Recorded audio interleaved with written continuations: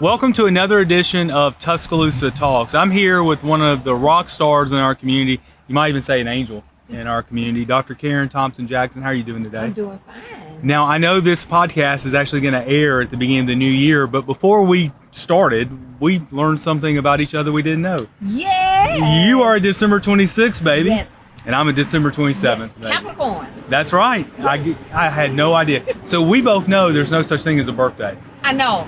That's the sad part. I know. Capricorn. I don't know about you, but I got a leftover coconut cake every year for my birthday cake. Whatever's left over from Christmas is my birthday cake. Well, we go to the Waffle House for mine, so I make that like my birthday party with the Waffle House. That's a great idea. Well, we'll get over our grievances about that, so we'll move on past that. I want to talk to you today and really let the public know what you do here at TES. You're one of the great unsung heroes in our community. And we're here behind something that's really a difference maker. I'll let you talk about it in a second. But for those who are not familiar with TES, talk about what you do every single day and why you're so important to our community. Our day-to-day mission is to serve as a gap filler. And we couldn't do it without the community. So it's just one of those things that it's just a unique role to have because you're filling gaps. So gaps, when people say, well, we've got a lot of gaps, but we're looking at small gaps, like depends. I know people don't think about something like that. That senior citizen that needs those depend diapers. That's huge. Depends run like $50 to $60. So we have things like that, baby diapers, baby milk, things that people, crutches, wheelchairs. We had a call this morning for somebody looking for a wheelchair. And we have where the community donates these items to us, so we're able either to do two things. Some things we do sell at a very, very low price, which helps to fund the items such as we do prescriptions, we buy canned goods, we turn around and we will help people with, like yesterday we did somebody's small, they need like $200 on a rent. So we were able to help that. So you have to have funds in order to do the services that you provide. So it's really unique. Every morning there are individuals that come here to take a shower in our building. And I know people are like, that doesn't kind of make sense. And yesterday I was really, I'm always kind of, and I'm a social worker. This is my heart. This is what I do. And you'll see somebody walking past your office to go take a shower. You cannot stereotype. You would not know who has been in here to take a shower. But we were having a conversation and I was talking to my coworker and I said something and she said, a lady asked us for an ironing board. And I said, an ironing board? And she said, yes. Then she asked for an iron. She ironed her clothes for an entire week here.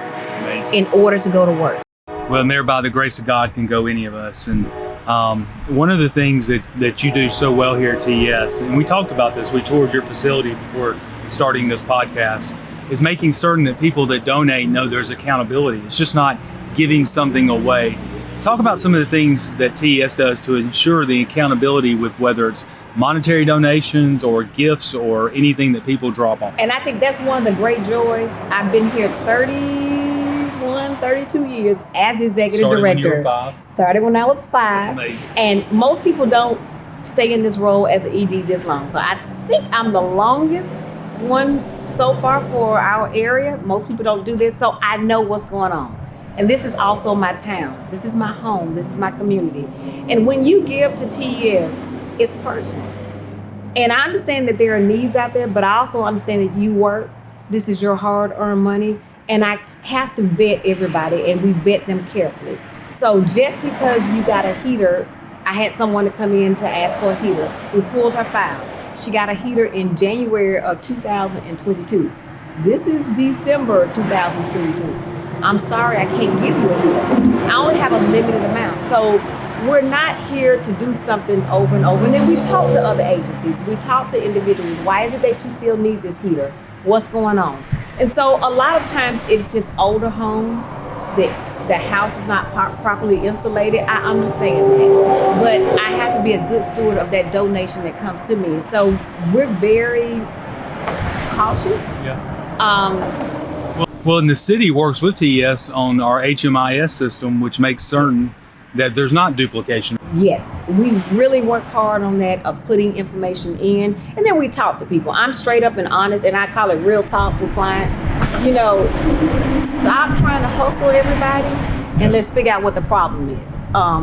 That's not good when you're doing that, because donors don't appreciate that, and then that makes them not want to give. And we need our donors feeling good about their donations at all times. And there's a lot of vulnerable people out there today. Yes. And we're seeing a rise in homeless population.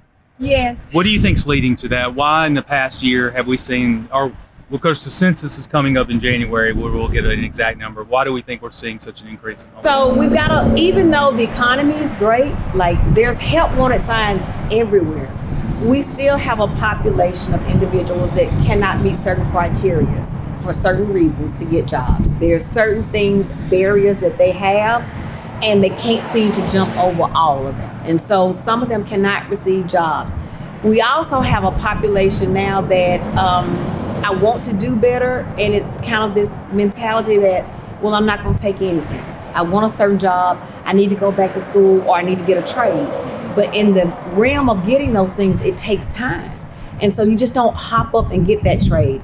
We were talking about welders the other day, me and a friend, and you have to have a certification. Just because you have this training, you have to take the next step. Well, people sometimes don't realize that. And then right at that moment, that's the gap. And then something collapses. We've got a lot of people still that are uninsured. So once you're off work for a week, or you're not employed for that week, or you just started a job, taking 5 days off, and after COVID, we're all just real cautious about people and illness used to be you just came to work, you were sick. That's what I did. That's what we all do. But nowadays, you have to be a little bit more cautious about that. So there are a lot of reasons why people aren't employed, which is also making our homeless more. And then for Tuscaloosa, it's the old cliche, we're in a college town, and we don't have a lot of affordable housing. And so when we're moving and people are moving into certain houses and they're not quite up to standard, they tend to move more frequently. And so when you're moving frequently, sometimes keeping up that utility bill is like $300 and $400 because of the installation. It's just an older home, but it's an affordable home at the time. So when you start looking at all of those factors that go into it, my house is winterized, but like this morning, I still could feel the cold coming through the windows because my house is at least, I'm 50 something. My house is actually my home house. So my house is 40 years old. And so you can still put the modern things on it, but it's still an older home, and it has all those creaks and things where the air pockets come. So your utilities tend to run high. And so it makes it kind of hard sometimes to make ends meet, to make it work. So for one of the reason why we're doing this outside is because we wanted to show off this trailer behind us. And it's also important that we have to think about too many of our constituents encounter these conditions every single day.